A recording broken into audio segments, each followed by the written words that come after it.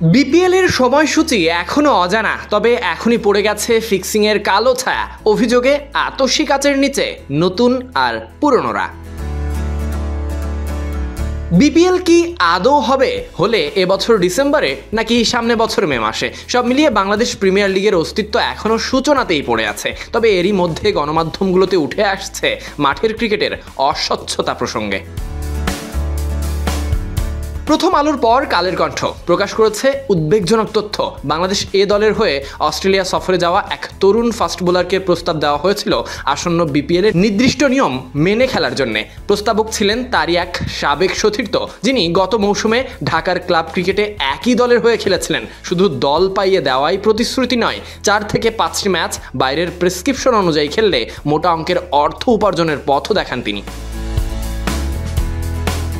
প্রস্তাব পাওয়ার 5 দিন পর 25শে জুলাই বিসিবিকে আনুষ্ঠানিকভাবে বিষয়টি জানান ওই তরুণ পেসার। এর পরপরই বিসিবির দুর্নীতি বিরোধী ইউনিট তদন্ত শুরু করে।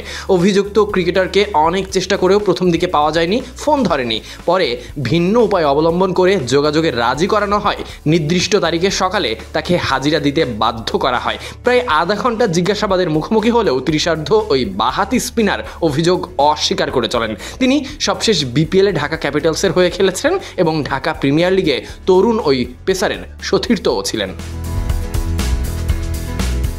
তবে এটাই প্রথম নয়। আকু আগেই নজরদারিতে রেখেছিলেন আরেকজন ক্রিকেটারকে, যিনি আগের বিপিএলে একাধিকবার জেরার মুখে পড়েছিলেন। তার বিরুদ্ধে আংশিক প্রমাণও মিলে গিয়েছিল।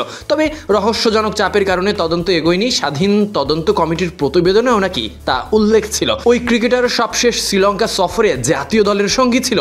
এখনও তিনি বিপিএল এর নতুন মালিকানা এবং দল নিয়ে তৎপর আছেন, যা আকুর চোখ এড়াচ্ছে না।